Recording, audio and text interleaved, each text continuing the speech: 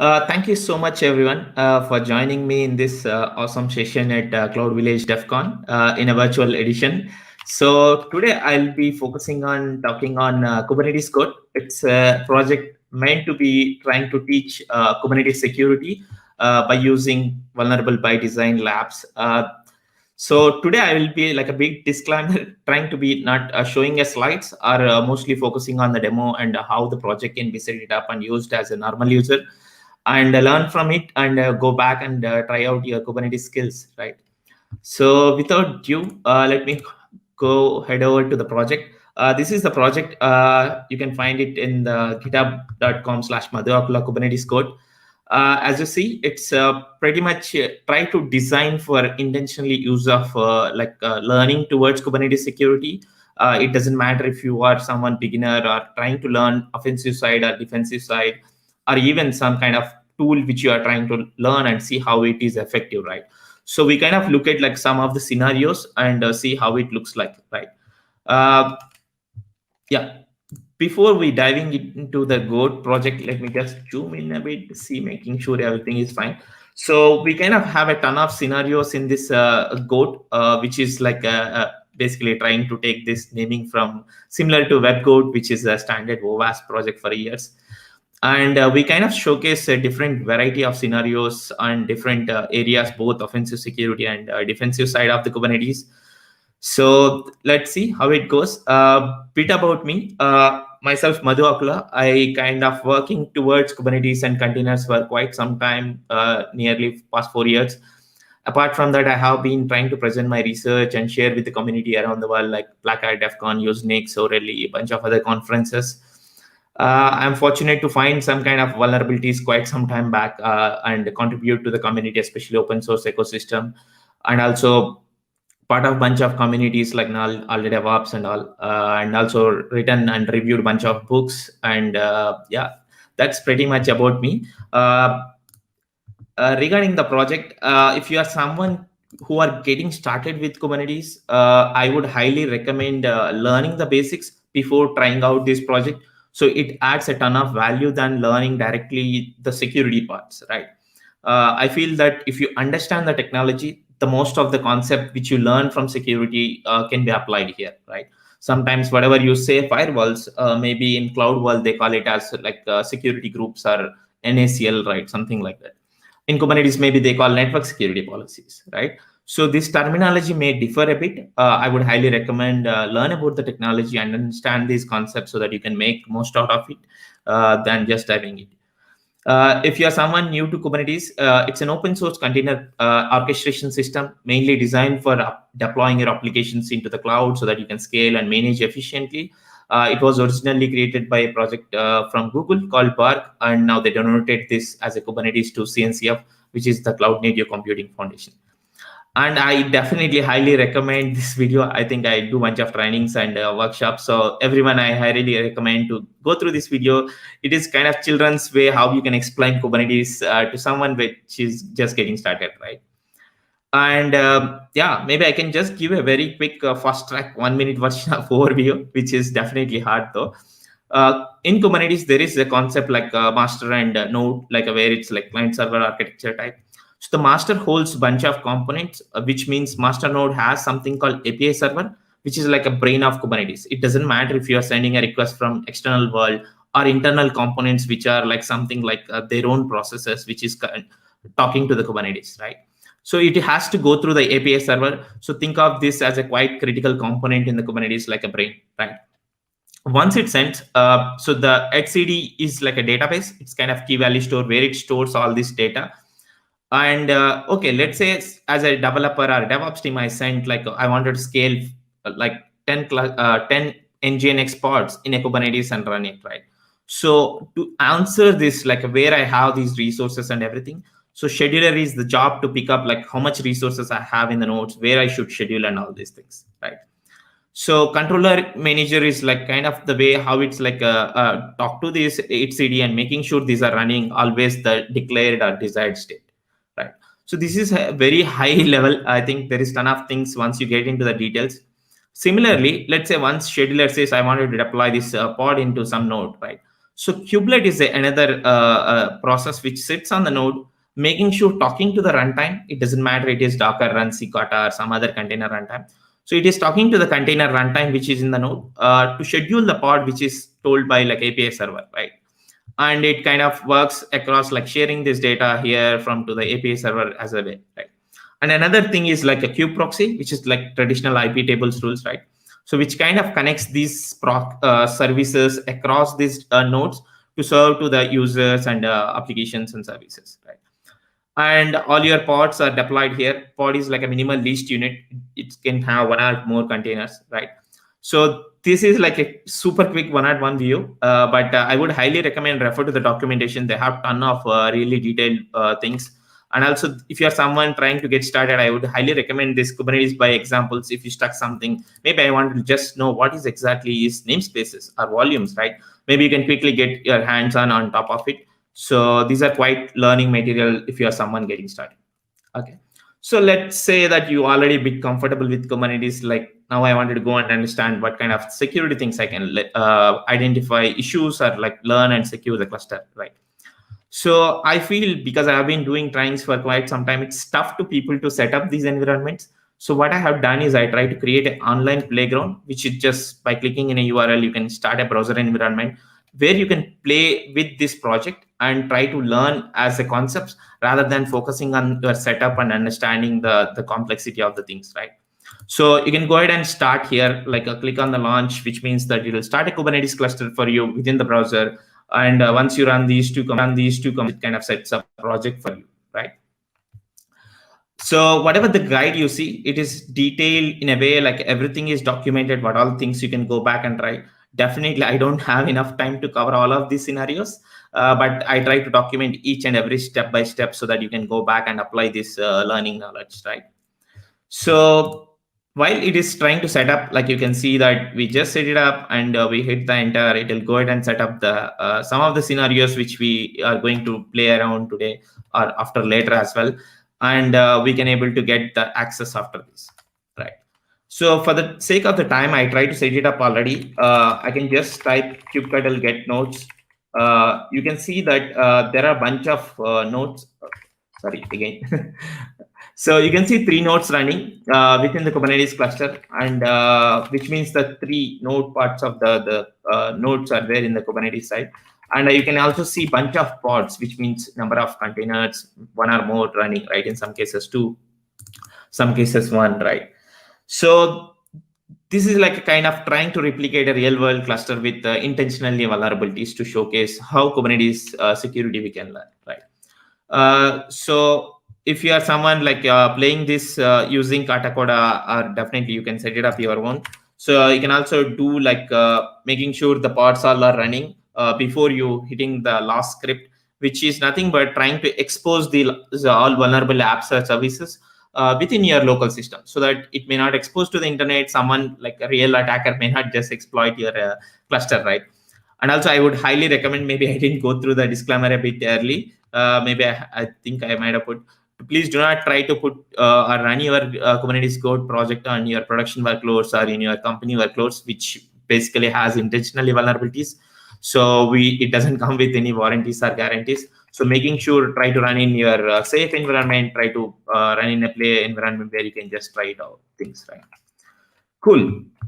Once you set it up, basically the project, then you kind of written with a URL, basically where you can access the Kubernetes code, right? Like which is kind of like once you run the script, you end up seeing this.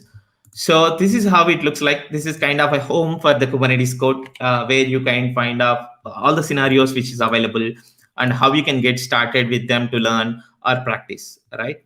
So if you see here, definitely this guide is quite handy. Like this is what we are trying to go through today as well, because I can't remember everything for sure, and there are a ton of other things also. So you can, if you stuck somewhere when you are trying certain scenario, you can come here and try to refer certain example or certain scenario, more details, right? So yeah, let me just see, making sure I'll try to showcase you how you can access this as well. So once you hit the bash script of access Kubernetes code, it all exposed. So now you can go ahead and use this project, and it is making sure it's up and running, right? So if you are someone trying to browse certain other scenarios, like let's say SSRF in K8 as well, right? Rather than browsing, if you are using the Katacoda, I would highly recommend use this custom port and mention this port number and just use it, right? So that simple as to just set up the project and get started your learning of Kubernetes security, right? So let me go through some of the scenarios and showcase both attackers or offensive side as well as defenders and how we can learn security of the system. And also see last part how vendors like enterprise security or open source projects can leverage this as a tool to see how much gaps are improve their projects as well, right? Or products. To quickly showcase a simple attack vector or scenario, I think this is quite commonly you see in day-to-day CI/CD system, right? Docker in Docker. If you are someone using any most of the build system like GitLab CI or pipeline, Bitbucket pipelines or GitHub Actions and all, you might end up seeing something called a DINT, which means Docker in Docker. So if someone building a Docker command or like a Docker container within your build system, they might want some way to access your Docker socket or Docker API so that they can build that image. Like definitely there are some alternatives keep coming in the world. So most people still till to date I see in especially pen testing engagements or in real world, people try to use this method to build that thing. So what I have trying to showcase is how we can exploit this or gain access to the underlying host system by escaping from the container to the host system, right? So to get started with this scenario, you can go ahead and click this URL, so which has an intentionally vulnerable lab or like an application. So as for this demo, I don't want to focus on application security issues. So I'll try to go ahead and showcase you that this application is vulnerable to remote code execution, which means that it has like a RC, right, command injection vulnerability.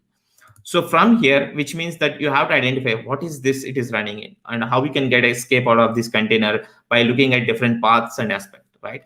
So now one thing as I look like maybe I can look at like my process, okay, where it is running exactly. So you can go ahead and run cat prox elf cgroup. It kind of tells that, okay, it is running an Kubernetes pods. So it try to showcase you the runtime sometimes. And also there is tools like Am I Contained by Jessica Froswell, which also kind of showcase and give you the container information. So now once I identify, definitely you need to understand, is there anything which is running in the file system? Or is there any something which I can think of like something interesting, right? So as I already know, this is intentionally built and trying to put some vulnerabilities. I can see that there is a Docker socket mounted here, right? Which is in the custom docker.sock, right? So which means that there is a Docker socket which is passed from the host system to the container, right? Maybe I can just showcase in a nicer way, maybe. So this is our application running, which is in a pod or container, I would say, right? So which is running in a node, which is in the Kubernetes node, right? So now the Docker is running here, like which is var run docker.sock, right? So now what we are trying to see is this Docker socket also passed to the container in a different path, which is like custom Docker or Docker sock. So now we are trying to leverage this Docker socket and talk to the host system because this is mapped with the host system and see if we can escape out of this pod or container and gain access to node, right? Like that is what we are trying to exploit and see if we can gain access, right? As I said, you can definitely go through this documentation and you can see this, how you can leverage. Maybe we can use even curl basically to talk to the thing, or you can even use Docker, right? So there is no Docker. So the one way in real world attackers can leverage is definitely you can download the Docker because it's just a binary. You can duplicate or like curl and exploit this system. Or in another way, maybe you can even interact with the Docker by using curl with the Unix socket bypassing, right? So for this thing, you can just download this and make it available into local system as binary. Now you can see I try to already put it here. And now as an attacker, if you wanted to interact with the Docker socket, you need to specify the -h flag so that you can talk to this specific Docker host socket, right? So now you can see here, I can just say that, and I can also query images, right? So as you can see here, you already got bunch of Docker images which are in the host system, right? Which is basically now we are trying to query the node Docker container images which are here underlying in the node system, right? So now, as an attacker, if you wanted to basically go exploit this and get a shell back or something, maybe you can just run a container or volume mount everything which is in the host system with either read only or read write or whatever the way you want. Or you can even pass a flags like privileged equal to true to get a privileged containers, maybe adding extra capabilities or something, right? Or you can just run your own container, like I can create my own container saying that it gets a reverse shell back to me in this container, whatever the thing. That's it. Once you run, basically you get a shell back. From there, you can traverse and learn more attack surface and exploit more. But for the sake of the demo, I just will try to stop here. But definitely in real world, there is a lot of lateral movement and attack exploration from here, right? So this is a typical example of how you can exploit Docker in Docker sockets in a Kubernetes clusters or in general, right? And there are a ton of other vulnerabilities. Definitely, I try to not able to cover, but you can go back and definitely explore. Like there is another vulnerability where if they have extra privileges, right? Maybe you can just see if they have so many privileges by running capacity testing. Now you can see bunch of other capabilities it has already given, right? Maybe you can see that there is an extra file system mounted or like found in the host system, right? There is a host system. So you can definitely leverage the traditional way of like a ch root and slash host system and whatever the command you want to run on top of, right? So now if you see here, like we are trying to basically leverage this and try to run commands or system within the host system. So now whatever the commands you run, which are going to run within the host system by escaping out of the container, looks like there is no containers running. I know the reason, which is most probably due to the reason they might be using containerity because the underlying host system is changed. But you can see Docker images works pretty fine, right? So this is maybe another way to escape, and from there maybe you can use and leverage this kubectl config, like which is available in most of the container nodes, right?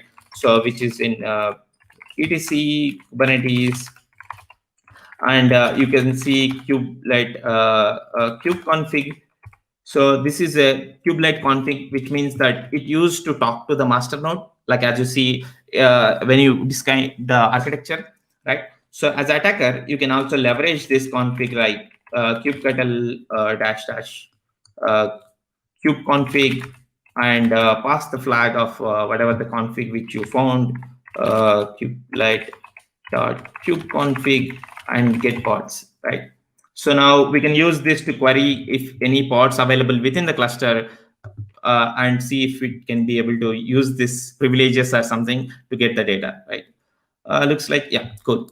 Now we can see. So what we just did here is now we kind of escaped from the host system by leveraging the host system file path mount, and we use this vulnerability to run here. And also we leverage the kubelet kubeconfig to talk to the API server. And from there, you can also leverage, see if what kind of privileges it has. And from there, you can go on a bit more authorization, authentication exploits, right? So I can also query using can I delete nodes? Sorry, can I delete nodes? So this is kind of imperative command to query to the API server, asking whatever the config I found kubelet, using this, can I do something, whatever operation? So you can see this configuration or the permission which we have, we can't be able to delete nodes, right? Maybe we can create pods, right? So we can use this extra permissions to maybe create another pod within the another node. Maybe we can hop into another node. From there, you kind of do lateral movement on top of each node and maybe gain more and more data or containers access, right? So this is how a typical maybe offensive side you can definitely look. And as I said, a bunch of other examples and scenarios you can find, like how we can consume resources and memories when they don't define resource limits and quotas or limit ranges, right? And if you look at like example of defense, right? Maybe I'm trying to showcase a simple use case of open source utility called like Falco, which kind of help us to do monitoring of runtime security, right? So I want to deploy this simple Falco deployment into our Kubernetes cluster, and I will go ahead and update this repo in my Helm, and I will install this Helm chart into the Kubernetes cluster which is available, right? So now you can see this, it got deployed. Now you can see the pods running of the Falco in the live. which is basically creating. And the reason you may ask why these are running three, right? If you look at like nodes, which we have three different nodes. So Falco currently runs with a daemon set, which means that if we have n number of nodes, so each node will have one pod running, so that we wanted to collect all the data and metrics, and so that we can monitor the each and every node level, the runtime and all this data, right, containers. So that's why it is kind of running with the daemon set. So if you go ahead and see the pods, you can see that they're running up and running. So now what we can do is Falco has like a bunch of rule set to detect certain kind of security issues within the Kubernetes or in general Linux, right? So there are something like if someone try to browse some sensitive files like cat etc shadow or something, it may trigger an alert, right? So what I'm going to do is I'll go ahead and query these logs from this Falco, right, from the all these pods, and also try to simulate some kind of attack or vulnerability, something which Falco triggers, and see how we can detect these as a defense point of view, right? So let me go ahead and query these logs. Now you can see the logs coming. So what I'll do is I'll go ahead and create a container which kind of executes into a bash. And you can see I'm trying to use a hacker container. Maybe I'll come a bit later what exactly it is. Let me go ahead and run this container. So if you see me, I just started a container and executing into the bash of that container, right? Now, okay, I'll just quickly showcase this example. I think then I think I'll try to cover the last section.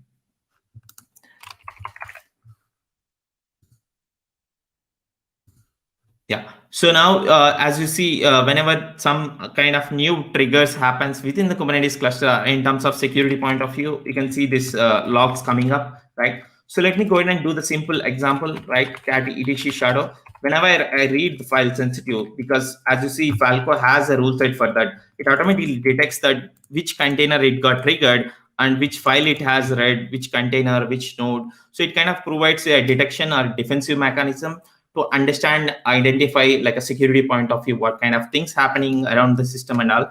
So we try to focus on different scenarios, how we can teach this defense side as well in terms of Kubernetes security and how we can leverage these things and like network security policies and all.